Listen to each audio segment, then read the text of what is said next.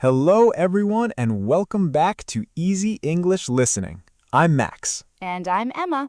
Max, have you ever gone to the supermarket planning to buy just one thing and somehow walked out with snacks, drinks, candles, and things you never even planned to buy? Exactly. And here's the funny thing. That may not be completely your fault. Wait, so I can blame the supermarket? A little bit, yes. Fun fact, supermarkets are specially designed to make you spend more money. The layout, the music, the checkout line, the smells, the shelf height, even how narrow some checkout aisles feel. Yes. For example, snacks and small treats are often placed near the checkout counter because you're standing there, waiting, and more likely to make an impulse buy. And the checkout aisle can feel narrow too, so once you're in line, it's harder to leave or change your mind. Exactly. Then there's the bakery smell, the fresh fruits and vegetables near the entrance, and the slow, relaxing music that makes you walk slower. Even milk and eggs are often placed at the back of the store, so you have to walk past more products before getting what you came for. It's all intentional. So today, we're not just going to teach you grocery shopping English, we're going to help you understand the supermarket experience like a native speaker.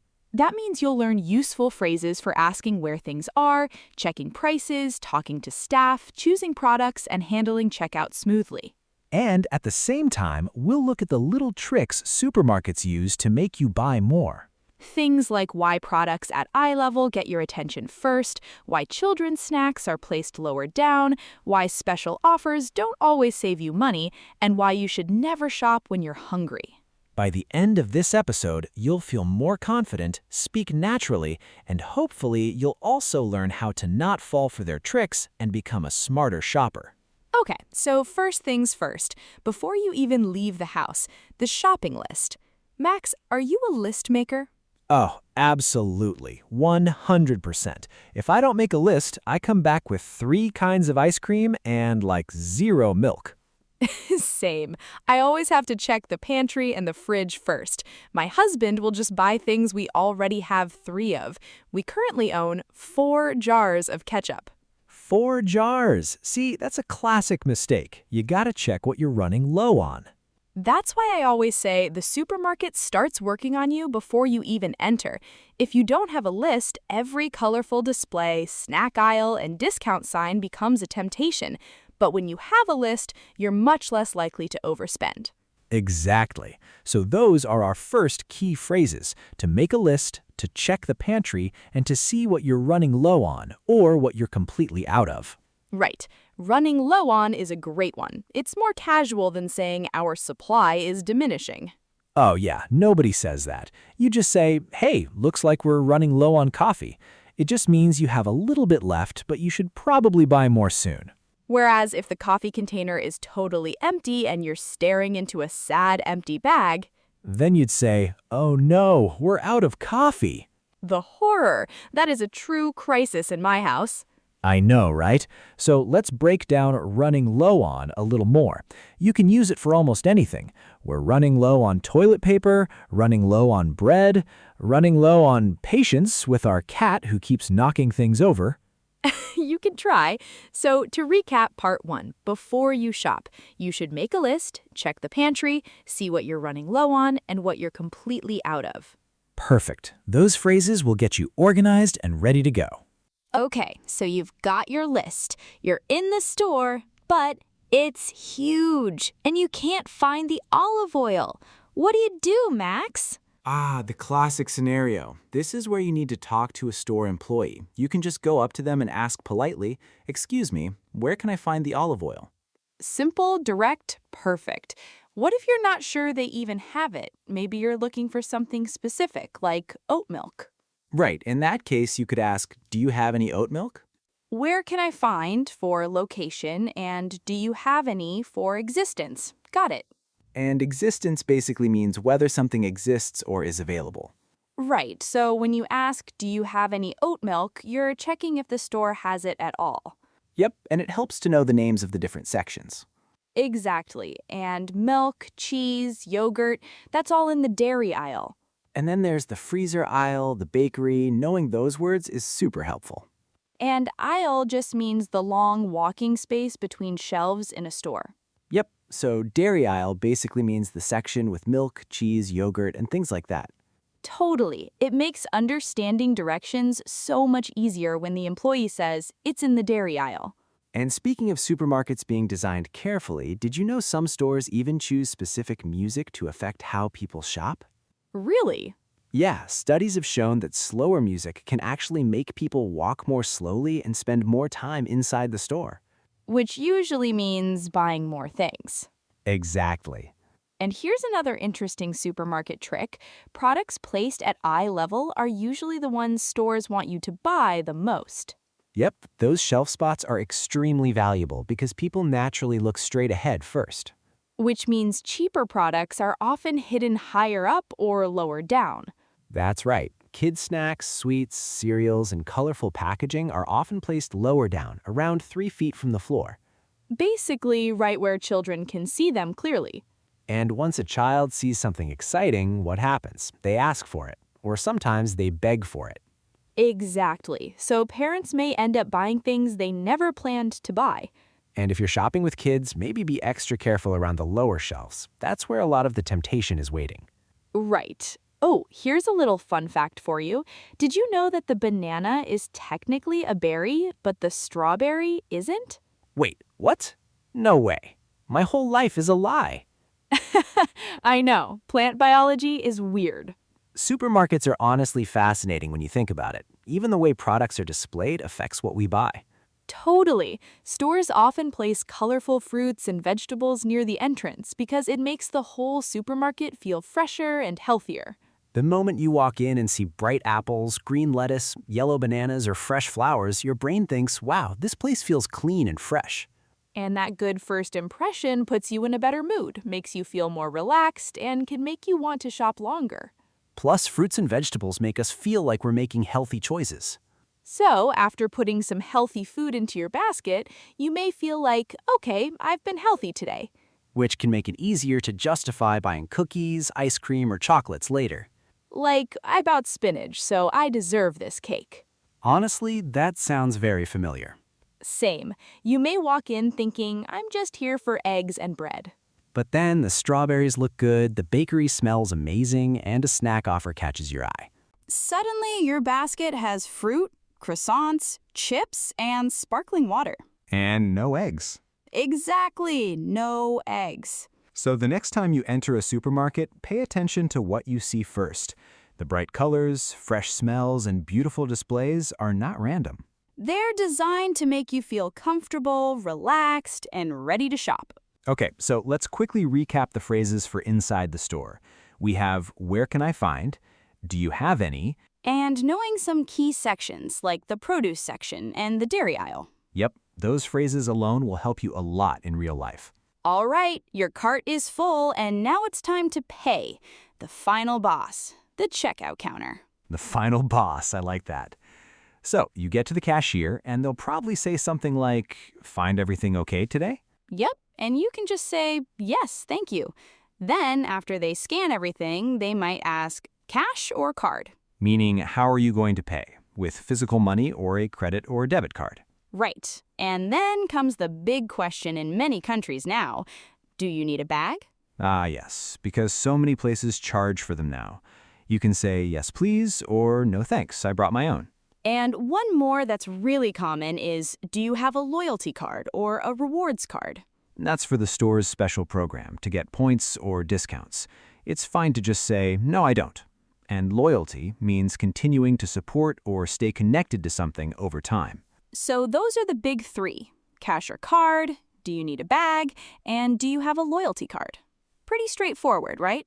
Oh, and before we get to the checkout tricks, there's another phrase learners might see in supermarkets, BOGO. Ah, yes. BOGO means buy one, get one free. Usually free, or sometimes half price. Which sounds like an amazing deal even if you didn't need 2 boxes of cookies. Exactly. And stores know that people buy more when something feels like a bargain. And bargain is another useful word. It means something that feels like a really good deal for the price. Like finding a jacket that normally costs $100 but is suddenly on sale for $40.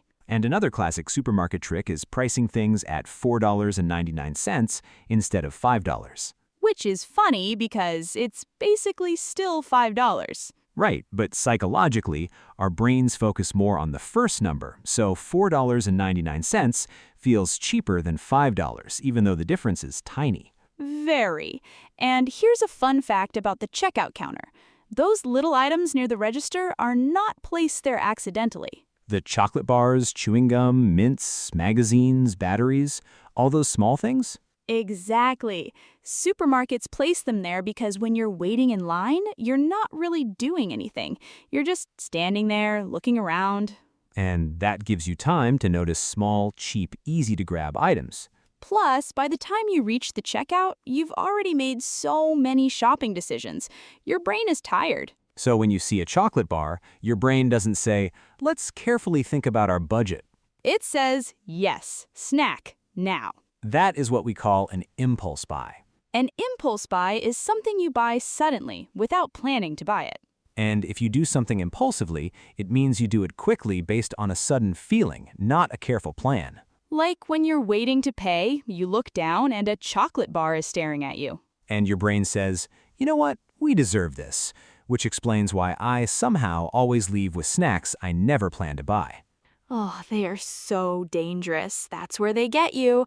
I am a sucker for anything with salted caramel. If I see a little salted caramel chocolate bar, it's going in the bag.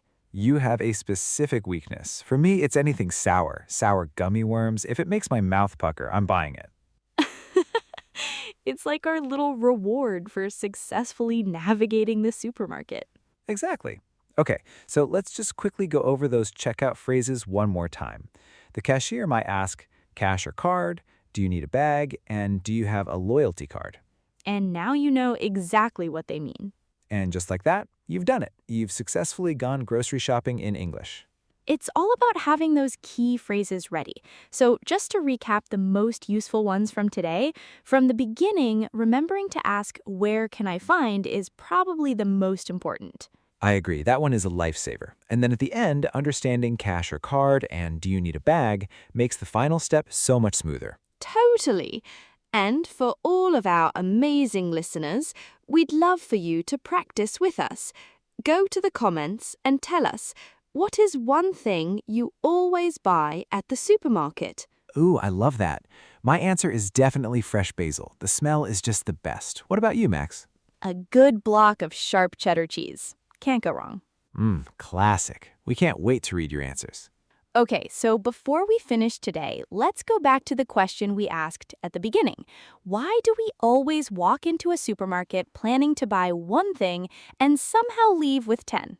Honestly, because supermarkets are designed almost like little psychological experiments. That sounds slightly terrifying. A little bit. But think about what happens the second you walk inside. The first thing you usually see is fresh fruit, flowers, baked bread, all those bright colors and smells. Which instantly makes the store feel fresh, comfortable, and welcoming.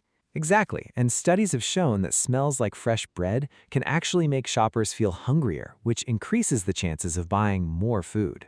Which explains why I suddenly need snacks 5 minutes after entering the store. Right? And then there's the music. Most supermarkets use slow, relaxing background music on purpose. Because the slower the music feels, the slower people walk. Yep, and when shoppers move more slowly through the aisles, they naturally spend more time looking at products. Which means more chances for impulse buys. Exactly. And then there's shelf placement. The products placed directly at eye level are usually the ones stores want you to notice first. Which means the cheaper products are sometimes hidden lower down or higher up. And even the checkout lane is designed strategically. That's why all the candy, gum, and snacks are waiting right beside the register. Because by that point, your brain is already tired from making decisions around the store. Decision fatigue. And fatigue means extreme tiredness, especially mental or physical exhaustion. So decision fatigue means your brain gets tired after making too many choices. Exactly. So your brain becomes more likely to grab little reward snacks without thinking too carefully.